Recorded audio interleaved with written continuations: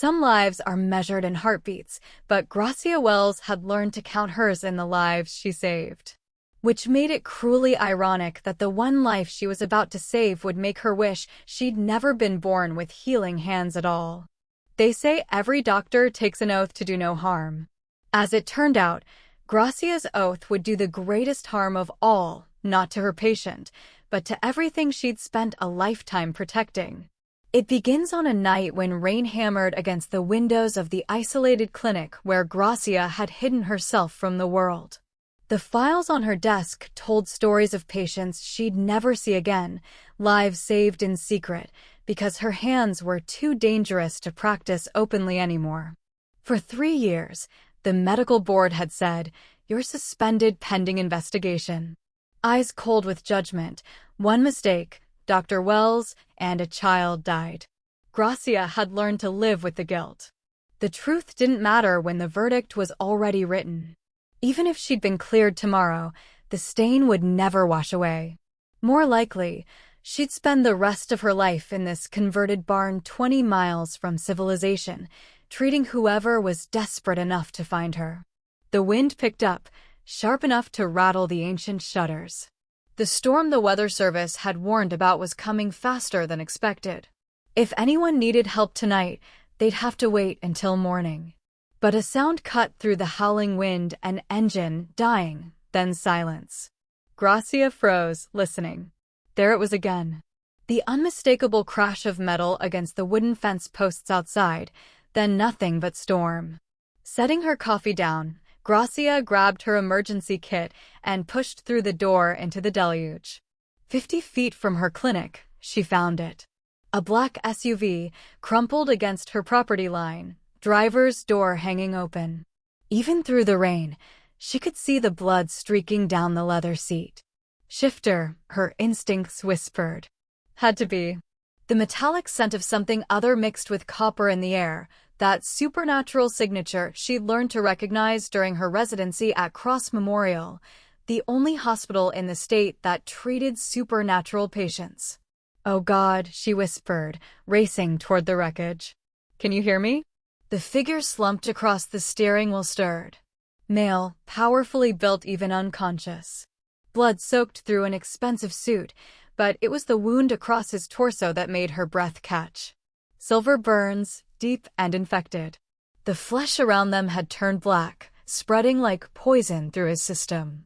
Assassination attempt, her clinical mind cataloged automatically.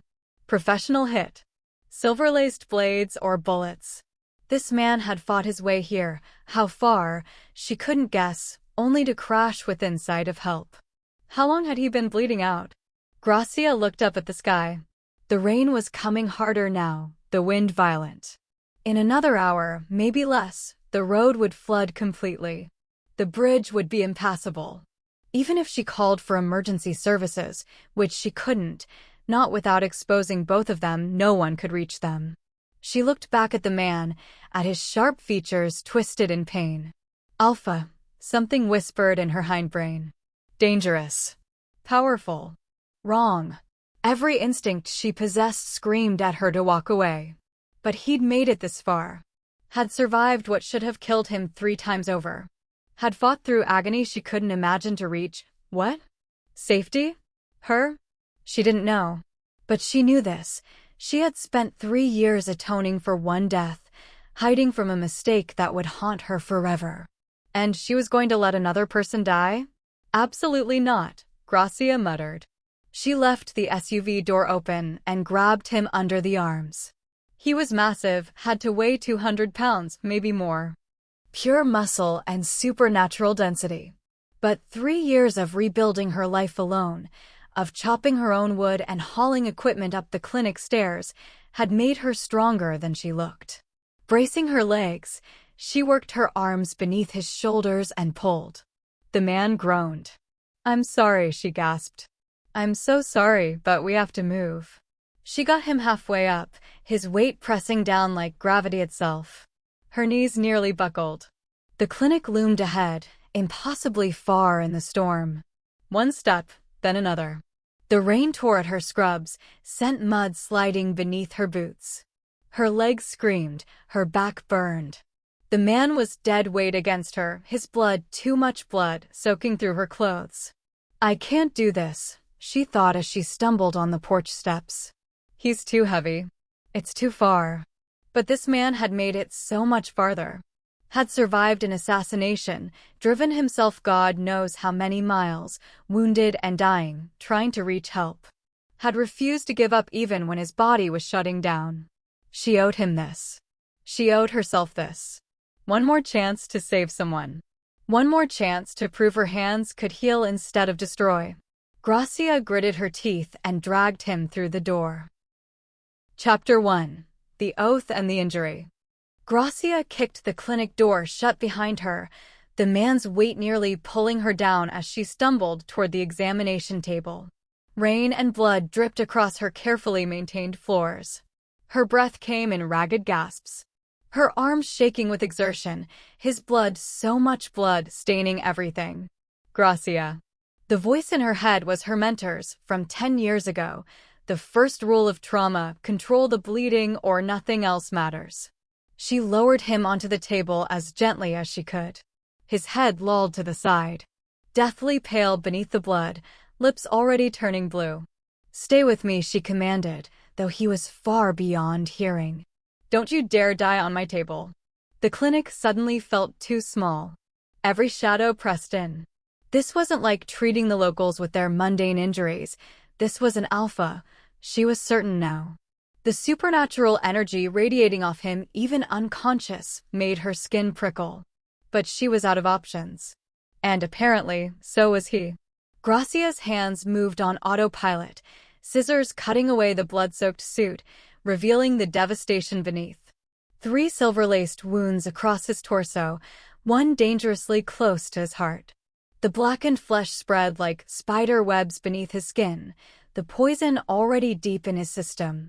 Madam Wells, the medical board chair, had said 3 years ago, his voice heavy with false sympathy. Your technique is flawless. But technique means nothing if you can't see the bigger picture. That child died because you. Gracia shoved the memory down. Not now. Not ever again. Her instruments gleamed under the surgical light. For line first, fluids, antibiotics, though she doubted human medicine would help much. Then the hard part. The silver had to come out. Every fragment. Even microscopic pieces would keep poisoning him, prevent his supernatural healing from engaging. This is going to hurt, she whispered, even though he couldn't hear. I'm sorry. She began. 2 hours later, Gracia's hands trembled as she extracted the last silver fragment. 3 pieces, each one buried deep. Her fingers ached. Her back screamed from leaning over the table. But the wounds were clean now. That should have been enough. For a human, it would have been. But the blackness wasn't receding. If anything, it had spread, creeping up his chest toward his neck, down his arms toward his hands. Poison. Cursed poison, designed specifically to kill shifters even after the silver was removed. You can't save him with surgery, her instincts whispered. This is supernatural. This needs magic. Gracia's breath caught. No, absolutely not. She hadn't used her other gift in 3 years. Not since. The man on her table convulsed. A horrible, rattling gasp escaped his throat. His supernatural energy flickered, like a candle in wind. Dying. He's dying right now. Her hands moved before her mind could stop them. She pressed her palms against the blackened flesh over his heart and let go. The healing energy poured out of her, that forbidden warmth she'd locked away, the gift that had made her the youngest trauma surgeon at Cross Memorial, the power that had made her too arrogant, too confident, too reckless. Golden light flowed from her hands into his wounds. She felt the curse fight back, felt it lash at her intrusion. Get out, she commanded it. He doesn't belong to you. The darkness writhed. And then it struck. Pain exploded through Gracia's chest, a searing, tearing sensation like hooks ripping through her sternum. She gasped, nearly broke contact, but forced herself to hold on. Almost there. Almost. The blackness shattered. The man's wounds began to close, his supernatural healing finally engaging. His chest rose with a proper breath. Alive. He was going to live. Gracia stumbled back from the table, her vision swimming. Her hand went instinctively to her chest, expecting to find blood, a wound, something. Nothing. Just her racing heart and the echo of that terrible pain. Backlash, she realized dimly. Magical feedback from breaking the curse. But she felt fine now. Tired, yes. Shaking. Absolutely. But fine. She looked at her patient, his color already better, his breathing steady. Relief flooded through her. One more save. One more life. Maybe she wasn't a monster after all. Gracia didn't notice the tiny crack of darkness spreading through her own chest, invisible beneath her skin. Didn't feel the curse fragment that had broken off and lodged itself in her heart. Didn't know she had 3 days to live. The storm raged for 3 days. Gracia barely noticed. She moved through the clinic like a ghost, checking vitals, changing dressings, monitoring the man who'd crashed into her life. Foster Gibbs, she'd found his driver's license in what remained of his wallet. CEO of Gibbs Industrial. Powerful. Wealthy. Connected. Dangerous. The kind of man who had people who would come looking for him. But the roads were flooded. The bridge washed out. The phone lines down. For 3 days, they were alone in the world. Just Gracia, her patient, and the constant drumming of rain. And the pain in her chest that wouldn't go away. It had started small. A tightness when she breathed deeply. Easy to ignore while she worked. But by the second day, it had spread, a deep, burning ache that radiated through her sternum like roots burrowing into soil. Stress, she told herself. Exhaustion. You're fine. She wasn't fine. Day 1 evening. Foster Gibbs lay unconscious, his body fighting the remnants of the curse even as his supernatural healing knit flesh back together. Gracia sat beside him, monitoring his temperature, his heart rate, the color returning to his skin. You're strong, she murmured, more to fill the silence than anything. Stronger than anyone I've ever treated. Most people, most shifters, wouldn't have survived what you did. His hand twitched. Nothing more, but she found herself reaching for it, holding it gently.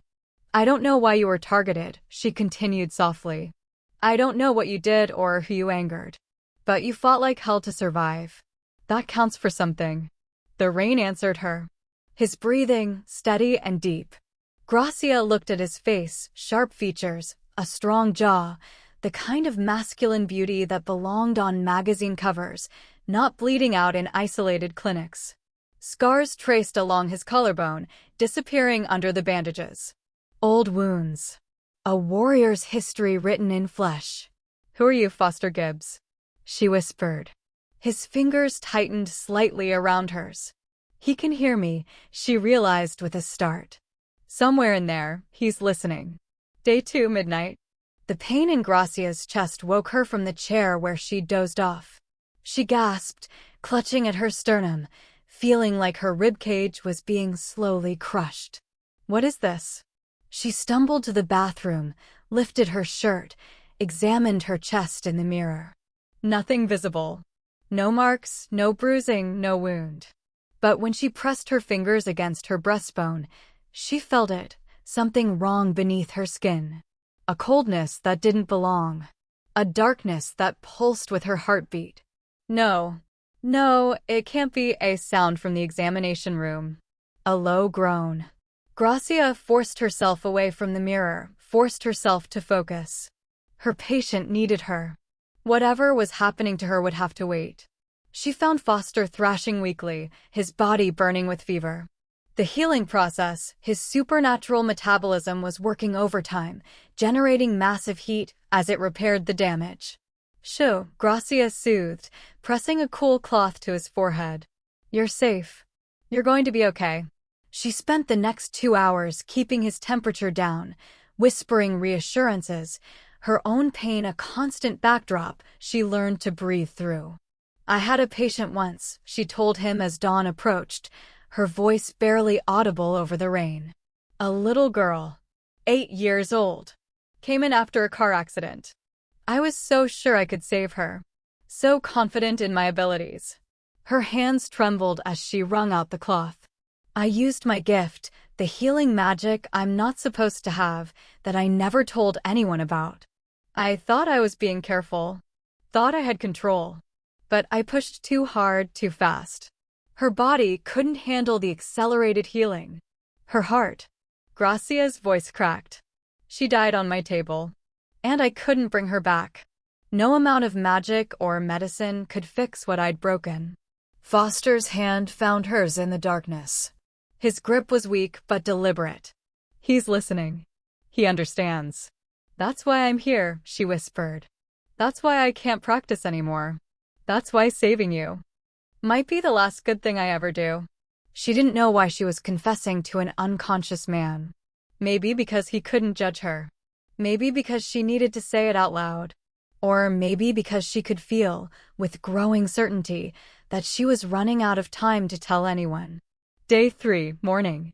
Gracia woke to sunlight. The storm had broken. Through the window, she could see blue sky, the flooded fields beginning to drain, the world coming back to life. And Foster Gibbs was staring at her. Not the glazed, fevered gaze of the past 3 days. Clear, pale gray eyes. Sharp. Intelligent. Fully conscious. Gracia's heart lurched. She'd fallen asleep in the chair beside his bed, her hand still holding his. "You're awake," she breathed, pulling back, suddenly self-conscious. "How do you feel? Any pain? Dizziness? Nausea?" He studied her for a long moment, his gaze moving from her face to the clinic around them, assessing, calculating. When he spoke, his voice was rough from disuse, but carried unmistakable authority. "Who are you?" "Dr. Gracia Wells. You crashed outside my clinic 3 days ago. You were," she hesitated. "Someone tried to kill you. Silver weapons, cursed poison. You nearly died. But I didn't. It wasn't a question." "No. You're a fighter, Mr. Gibbs. Your body, how do you know my name?" His eyes sharpened with suspicion. "Your wallet. I needed to identify you in case," she stopped. "In case you died" didn't seem like the right thing to say to someone who'd just regained consciousness. Foster tried to sit up, winced, fell back against the pillows. His hand went to the bandages across his torso. "You performed surgery." The silver had to come out. The poison, Gracia's clinical mask, slipped as a wave of pain crashed through her chest. She gasped, unable to hide it this time. His eyes narrowed. "You're hurt." "I'm fine. Just tired." "You should rest, you're lying." He watched her too closely, saw too much. "What happened to you?" Before Gracia could answer, the sound of engines cut through the morning air. Multiple vehicles. Coming fast. Foster's entire demeanor changed. The injured patient vanished, replaced by something cold and lethal. How many roads led here? Just one. The bridge was washed out, not anymore. He was already swinging his legs off the table, ignoring her protests. "Listen to me carefully, Dr. Wells. Whoever just arrived, they're not here to help. But you need, what I need," he interrupted, his voice hard, "is for you to tell me, is there anything in this clinic that identifies you? Records, licenses, personal documents?" Gracia's blood went cold. "Why?" "Because if my enemies find out a doctor saved my life, they'll kill her to make sure I can't be healed again. Do you understand? They'll burn this place to the ground with you in it." The engines were getting closer. Foster Gibbs moved with the controlled violence of a predator, pain be damned. He was already on his feet, tearing away the foreline, ripping bandages aside to assess his wounds. Gracia watched in shock as the injuries that should have kept him bedridden for weeks flexed and held. Supernatural healing had done its work. But it was the coldness in his eyes that truly terrified her.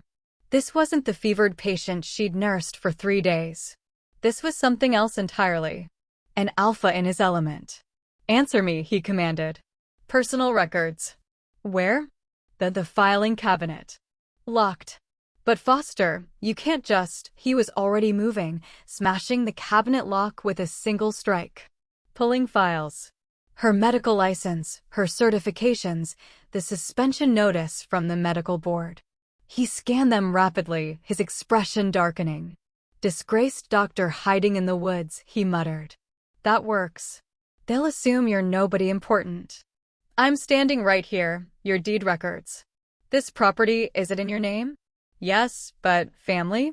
Next of kin listed anywhere? Gracia's stomach dropped. Why are you asking me this? The vehicles were pulling up outside.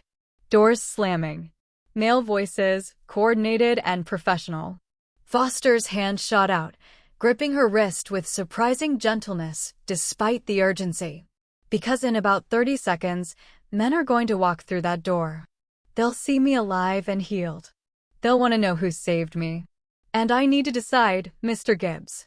A voice called from outside. We tracked your vehicle. Are you? Foster's jaw clenched.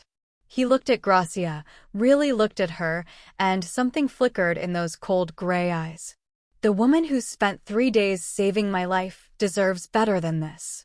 Better than what? The door burst open. 4 men, armed and alert, swept into the clinic with military precision. They stopped short when they saw Foster standing, alive, whole. Boss, the lead man breathed, relief and shock warring on his face. We thought, the ambush at the construction site, your car, I survived. Foster's voice could have cut glass. Obviously. Who? The man's eyes landed on Gracia. Who is this? The pause was infinite. Gracia felt Foster's grip on her wrist tighten fractionally, felt him calculating options at speeds she couldn't follow. Then he let go. Stepped away. A doctor who was paid well for her discretion. His voice was empty, professional. All trace of the man who'd held her hand in the darkness gone. We're done here. Gracia's breath caught. Paid? She'd never asked for payment. She'd risked everything, sir. The Crow faction, if they learn someone has the ability to heal you, they won't. Foster moved toward the door, already dismissing her existence. This location is compromised. Burn it. Gracia's world tilted. What? The clinic boss? Are you sure I don't leave loose ends? Foster didn't even look back at her. The doctor has been paid. Make sure she understands that includes her permanent silence. If she speaks about my injuries to anyone, the consequences will be severe. You can't. Gracia started forward, but one of the men blocked her path. Easy, document. You heard him. You did your job. Now you walk away. But I didn't do it for money. I saved his life. And you'll keep saving it by keeping your mouth shut. The man pulled out a thick envelope, dropped it on her desk. Consider this a thank you and a warning. Foster paused at the door. For just a moment, his shoulders tensed. But when he spoke, his voice carried no warmth. My advice, Dr. Wells. Take the money. Disappear. And forget you ever saw me. Then he was gone. His men lingered just long enough to make their threat clear, insurance that she'd stay silent, before following their alpha into the morning light. Gracia stood frozen in her clinic, alone again, the envelope of cash a slap in the face. He'd used her. Saved his life, then discarded her like a tool no longer needed. The pain in her chest flared, sharp enough to double her over. She clutched at her sternum, gasping, feeling the darkness spread like ink through her veins. Cursed, she realized with growing horror. The backlash from breaking his curse, it didn't just hurt me. It transferred to me. She was dying. 3 days, maybe 4, before the poison that should have killed Foster Gibbs consumed her instead. And the man she'd saved hadn't even bothered to learn her first name. Day 4. Gracia didn't open the envelope. She left it sitting on her desk like evidence of her own stupidity while she researched cursed poison, magical backlash, any possible way to reverse what was killing her. There was nothing. The medical texts were useless. The supernatural resources she could access online were fragmentary, contradictory. And she couldn't exactly call Cross Memorial and ask, hey, Remember that doctor you suspended? Turns out I used forbidden magic to save an alpha's life, and now I'm dying from curse poison. Any suggestions? By nightfall, she couldn't ignore the symptoms anymore. Her hands trembled constantly. Her chest felt like it was being slowly crushed. When she coughed, black specks appeared in her palm, physical manifestations of the curse working through her system. For days, she'd estimated. She'd been optimistic. She had 2, maybe 3 days left. Maybe less. Day 5, morning. Gracia woke to pounding on her door. Not Foster's men. A woman's voice, frantic. Dr. Wells. Please. My daughter, she's burning up, please, Mrs. Chin from the neighboring farm. Gracia had treated her husband's broken arm last year, one of the few locals who knew a doctor lived out here. Gracia dragged herself to the door, opened it to find the terrified mother holding a little girl who couldn't be more than 7 years old. Everything stopped. The girl's fever-flushed face, her labored breathing, the way her mother held her with desperate hope. 8 years old. Came in after a car accident. Please, Mrs. Chin begged. The hospital is 40 minutes away, and she's getting worse. I didn't know where else, bring her in. Gracia's voice came from somewhere far away. Put her on the table. She moved on autopilot. Examination, assessment, diagnosis. Severe flu, dangerously high fever, but treatable. Completely treatable with the right medication and monitoring. She's going to be fine, Gracia heard herself say. I'll start in 4, get the fever down. She'll need to stay here a few hours, thank you. Mrs. Chin was crying. Thank you so much, Dr. Wells. You're a godsend. Godsend. Gracia looked at the little girl on her table, at the mother's trusting face, at the clinic she'd built from her own guilt and determination, at the envelope of blood money still sitting on her desk. And she felt something crack inside her chest. Not the curse. Something deeper. Day 5, evening. The Chin girl left with her mother, fever broken, laughing and chattering about the nice doctor who gave her a lollipop. Gracia locked the door behind them. Walked to her desk. Opened the envelope. $50,000 in cash. More money than she'd make in a year out here. Enough to disappear, start over somewhere new. Blood money for saving an alpha's life. She thought about Foster Gibbs, the man she'd held, whispered to, saved with everything she had. The man who'd looked at her like a problem to be solved and walked away. And she thought about the locket in her desk drawer. The only thing she'd kept from her old life. Inside, a photo of her younger sister, Maya. 17 years old, graduating high school next year, living with their aunt in Seattle. Safe. Happy. Away from the supernatural world and all its dangers. Maya, who didn't know her big sister was dying. Maya, whose college fund was the real reason Gracia had worked so hard, fought so desperately to save her medical career. Maya, whose address was listed in Gracia's emergency contacts. In her will. In every record she'd ever filled out. Family. Next of kin. Foster's question echoed in her memory. Gracia's hands started to shake. She reached for her phone, pulled up news sites, started searching. Foster Gibbs. Gibbs Industrial. CEO. The articles loaded. Her blood turned to ice. Gibbs Industrial announces hostile takeover of Crow Enterprises. In a stunning move following his recovery from a near-fatal accident, CEO Foster Gibbs has consolidated power and launched an aggressive expansion campaign. Crow family properties seized in corporate warfare. The decades-long feud between the Gibbs and Crow Alphas has escalated to economic warfare, with Gibbs targeting every business, property, and asset connected to the Crow Pack. Collateral damage, families displaced as Alpha wars escalate. In the ruthless battle between supernatural power players, innocent families are being destroyed. Gibbs's latest strategy: identify anyone connected to Crow interests and eliminate them financially, socially, professionally. Gracia read article after article, her horror growing. Foster Gibbs wasn't just an alpha. He was a monster wearing a suit. And she'd saved him. The pain in her chest exploded. She gasped, doubled over, felt something tear inside her. Day 6, dawn. Gracia barely made it to the bathroom before she collapsed. Coughing. Gasping. Her vision darkening at the edges. When she looked at her hands, they were stained with black, the curse finally consuming her from inside. This is it, she thought distantly. This is how I die. Alone in a bathroom. Killed by the very magic she'd used to save someone else. Someone who hadn't even bothered to say thank you. She thought about Maya. About the college fund she'd never finished building. About the little sister who would wake up one morning to learn that Gracia had died alone, and no one would know why.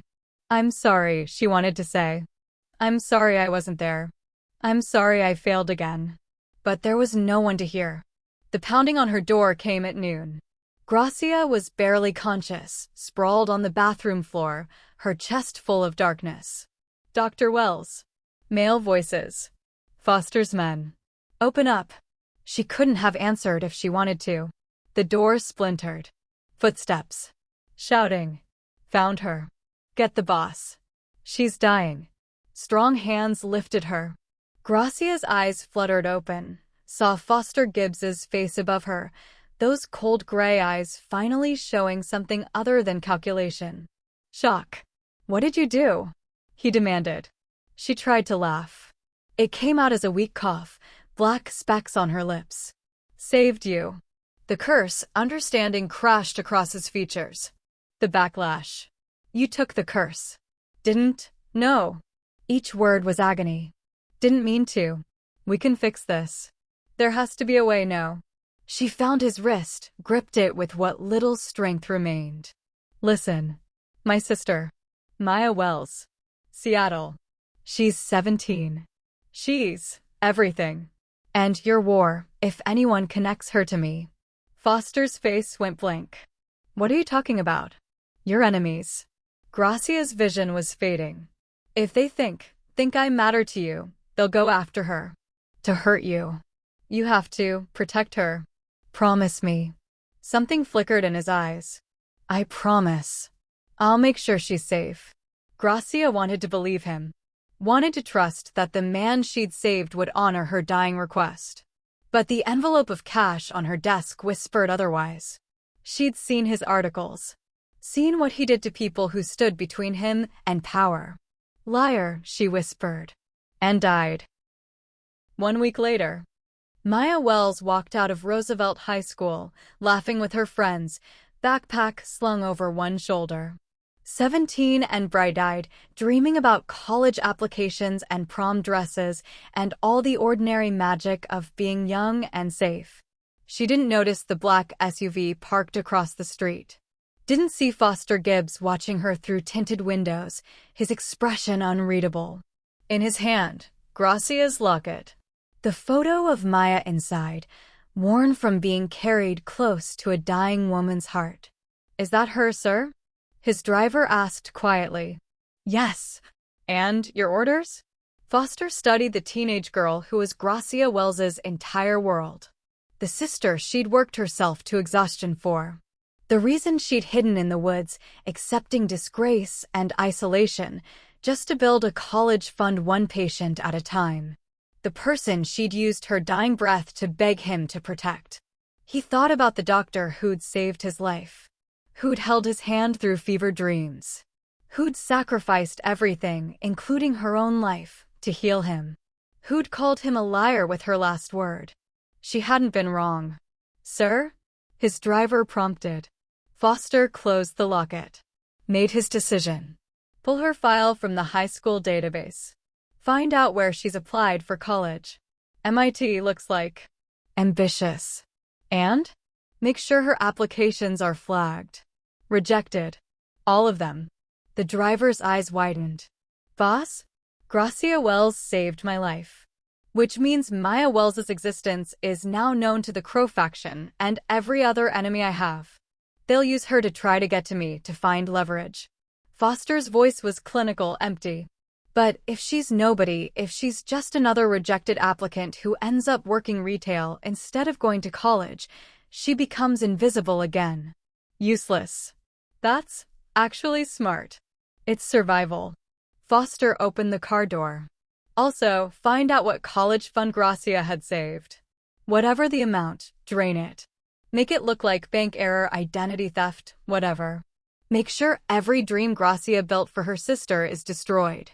Sir, she's just a kid, she's a liability. Foster cut him off. And I don't leave loose ends. The kindest thing I can do for Maya Wells is make sure she's worthless to my enemies. If that means destroying her future, so be it. He stepped out of the vehicle, straightened his suit, and walked away. Behind him, Maya Wells laughed with her friends, unaware that her life was about to crumble. Unaware that her sister had died trying to save a man who would repay that sacrifice by ensuring every dream Gracia had for Maya would turn to ash. 3 weeks later, the first rejection letter arrived. Maya stood in her aunt's kitchen, the MIT envelope trembling in her hands.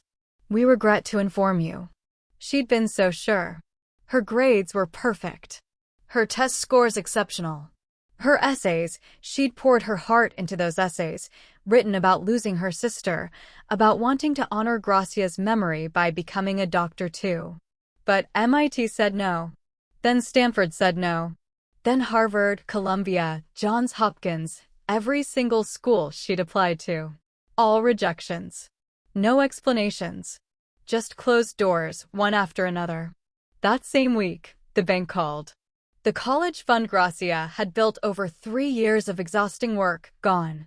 Vanished in what they claimed was a sophisticated identity theft scheme. The money would never be recovered. They were very sorry for her loss. Maya sat on her bedroom floor, surrounded by rejection letters, and cried until she had nothing left. She didn't understand. Couldn't comprehend how everything could fall apart so completely, so quickly. Her guidance counselor suggested community college. Her aunt mentioned the grocery store was hiring. Her friends stopped talking about their acceptance letters when she was around. And Maya Wells, who'd once dreamed of MIT and medical school and making her sister proud, took a job as a cashier and watched her future disappear like smoke. She never knew why. Never knew that a man named Foster Gibbs had decided her dreams were a liability. Never knew that her sister's final act of compassion had sealed Maya's fate. If the dead could speak, they would tell you about regret. About the weight of a decision that cannot be undone. About the moment you realize that your greatest act of compassion enabled someone's greatest act of cruelty. Gracia Wells' spirit, if such things exist, watched Foster Gibbs destroy her sister's future with the same cold efficiency he brought to every business deal. Watched Maya's college rejections arrive one by one. Watched the college fund disappear in a labyrinth of banking errors that would never be resolved. Watched her baby sister's dreams die and knew it was because Gracia had saved the wrong man. I should have let you die, she would have whispered if the dead had voices. I should have walked away. I should have known that some people aren't worth saving. But the dead have no voice. No power. No way to undo the past. They can only watch. And regret. And wish futilely, eternally, that they had made a different choice. Foster Gibbs went on to win his war against the Crow faction. Built an empire on the ashes of his enemies. Lived long and powerful and feared. And never thought of the doctor who'd saved his life again. Some stories begin with once upon a time. This one ends with I wish I'd never saved you. And the terrible silence of a regret that can never be spoken. The end.